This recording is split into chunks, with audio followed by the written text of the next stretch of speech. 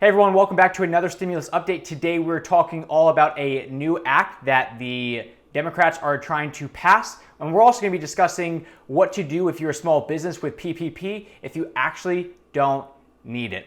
I'm Logan. Hey, Edin over here. And Edin, so let's go ahead and just first kick off this student loan forgiveness for Frontline Workers Act. What this says is pretty much if you are a healthcare worker and you qualify healthcare worker and you are also administering COVID-related services, you can potentially get all of your student loans forgiven, and it's not going to be treated as income. So Edin, this one probably hits a little home with you because of who you're married to. So how do you feel about this act? Yes, we've talked about this a few videos ago. There was a similar act in terms of pay raises for frontline workers. This one aims at solving one of the biggest issues in terms of getting more people into the medical field, which is stupid high student loans. And so my wife being a nurse, she actually just completed another portion of her education last week. So it hits home. It's one of those small things that I think we need more of, not just because my wife's in the field, but in general, there's a huge shortage of people in nursing, people in medicine in general.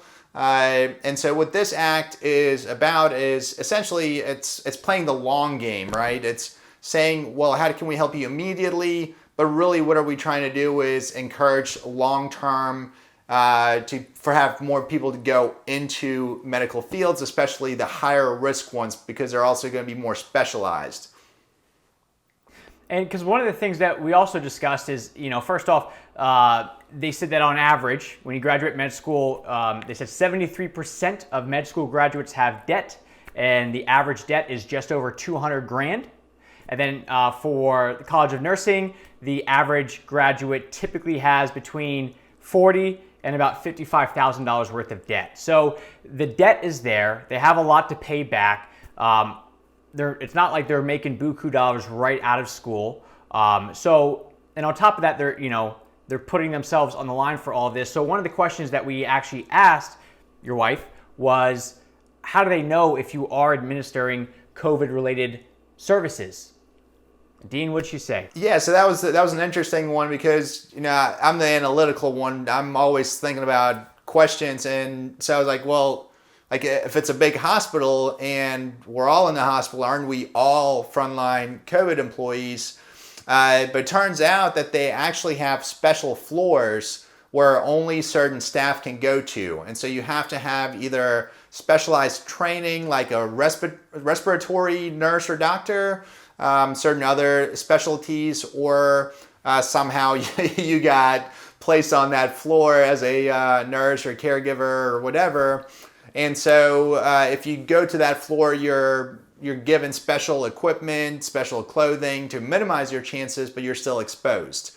And so they do know at the hospital level, at a nursing facility level, who has access and who's been exposed to patients with certain diseases, and that makes it not super easy, but easier to administer who qualifies for a program like this. And the big difference between this and the HEROES Act, which is what we were referring to before, was this is actually just paying off student loan debt, and then for those that are qualifying for it, instead of before, it was potentially giving a pay raise of $25,000 to healthcare workers. So still really helping out, and what it really seems like is $25,000 to everyone versus paying off student loans to those that qualify. It's almost like they're allocating a lot more of the money to those that are COVID frontline instead of those that are just general. So a bit of a different spin on everything, but still helping out those that are putting themselves in danger's way. So yeah, and again, it's great. They need to do more of these sorts of things for different industries. I mean, all of it goes back to incentives, right? And what are we trying to incentivize people to do? What industries to go into? And this is just one small thing. Again, the other piece that you mentioned on the front part is the taxes. And that $25,000 raise, when you think about that, those frontline workers are actually going to lose somewhere between 20 and 30% of that to taxes. Where with something like this is essentially saying, well, we're going to pay your student loans without taxes, and so it's 100%. So it is a bigger impact. It's a higher dollar amount impact. However, it is for fewer people. So moving from that over to the small business side of things, because all of this still is just speculation, right? We're still looking for the next big CARES Act, round 4 of everything. And again, it's also speculation. So all these bills and acts that are coming out, nothing's been passed, right? We even have stuff from President Trump that they're really big on the payroll tax cuts.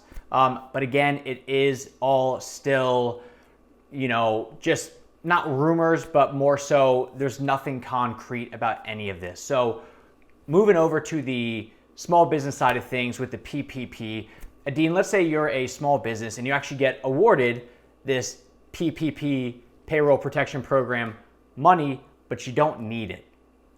What do you do with it? That's been a crazy question over the last couple of weeks that has finally come around. And it all started with Shake Shack and Ruth's Chris. So that was the big outrage from round 1. They got loans, the small guys didn't.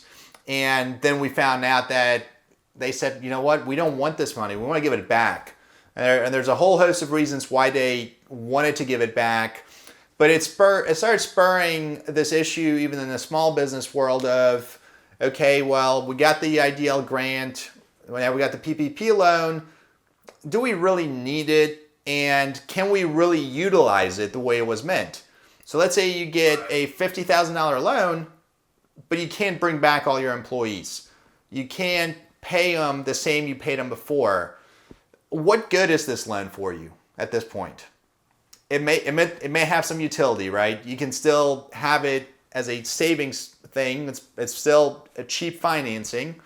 But a lot of smaller companies are saying, you know what? I don't want it. I'd rather not deal with this. The second issue with it is from the application, you under penalties of perjury essentially certified that you needed this money because of economic uncertainty. What does economic uncertainty mean? We don't know. There's no definition of that.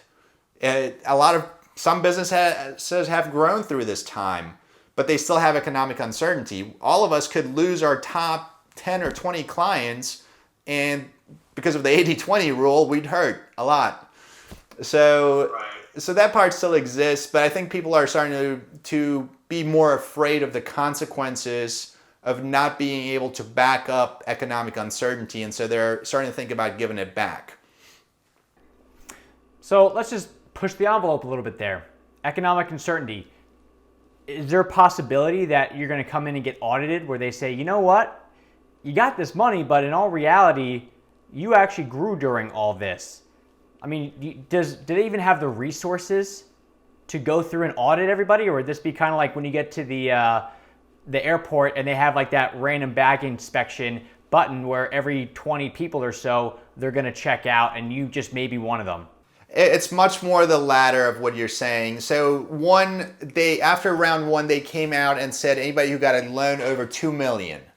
So the max you can get is 10. And so they cut out the top section of this, $2 million to $10 million loans, and said, we're going to audit you. Okay, so that population is guaranteed to be audited. And that's why you're seeing these bigger ones giving them back. Below $2 million, it's really a game of chance. However, I really think it's going to be minimal for 2 reasons. One, you've had the opportunity to give it back, and you chose not to. That's kind of they're warning you. You're saying that's still needed. You're keeping it. And the second piece is, we've talked about this a number of times, the taxes and the tax consequences. So they're going to get back 25 to 35% of this through taxes next year anyway. And if they don't, if a portion of your PPP turns into a traditional loan, then there's no harm done. It's a 24-month loan from the day you got it. So you're going to have to repay it in the next 24 months anyway. Yeah. So and you're not even talking about like the moral side of it. Of if you accept it and you think your neighbor down the street needs it way more, you turn it down. I mean, so there's a lot of factors at play on this one. So I guess we'll see what really comes of it. But I know that they did a pretty big sweep after the first round and make sure that the money went fairly to small businesses. In the second round, it seems like they are handing it or giving it out more strategically and a bit slower as far as, they're not just making it rain to all these small businesses. So a little bit of a different strategy here. So, Edin, one last thing that we kind of talked about a bit before we hopped on this, and you mentioned it, but you're an accountant, right? So I guess from my side of things, because I just hire you to do everything, which I love. What is going on with just taxes? I know that they extended it out to July 15th, but if you're a small business, does that now mean that, quarter one and quarter two estimated is all due at one time? I mean, I guess how does all that work? Like, what is the latest on all that? Yeah, so the first thing I want to say is I'm going to talk about the federal side of things. Both of us have clients across the country. At the state level, it's very state specific. Each state makes their own rules. So we can't get into that here. At the federal level, if you're a corporation or a partnership, your tax return was due March 15th. There was no extension on that unless you filed for it. So the normal rules apply to the business.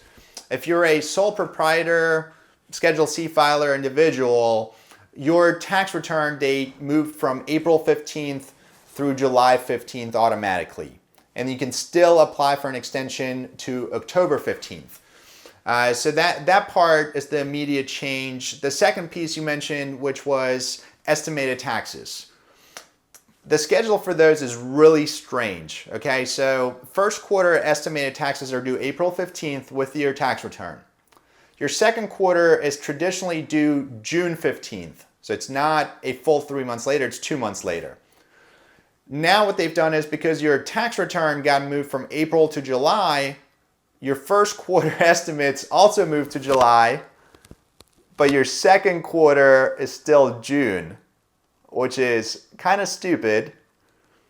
So essentially you're still supposed to do an estimate in June for the second quarter, but then your first quarter is July afterwards, and then your third quarter is going to be September. So essentially, if you do your estimated tax payments regularly, you're going to have a June, July, September payment. How many people are going to make them, I don't know, because everybody's conserving cash flow right now. So I think a lot of people are going to ignore the June one, possibly ignore the July one, and then start making up September through the end of the year and potentially just waiting until they actually file their returns next year. Yeah, that makes sense. So, all right, cool. Well, Edin, just kind of recap it all. So we got this act coming through that's going to potentially forgive all the student loan from healthcare workers that are working in, those illness-related services. Then we're going to be talking, the PPP potentially, if you don't need it, you actually have a way to give it back now. And then last but not least is if you are a small business and we're talking about, the idea of estimated taxes, it's all kind of wonky. Q2 is due before Q1. So I guess at this point, if we hear anything new, we'll go ahead and update it. But as it stands, June 15th for Q2. That's it. All right, cool. So everyone, thank you very much. As always, if you thought this was helpful, do us a big favor. Make sure you stay up to date with everything. Hit the subscribe button, and we'll go ahead and we'll see you tomorrow. Thank you.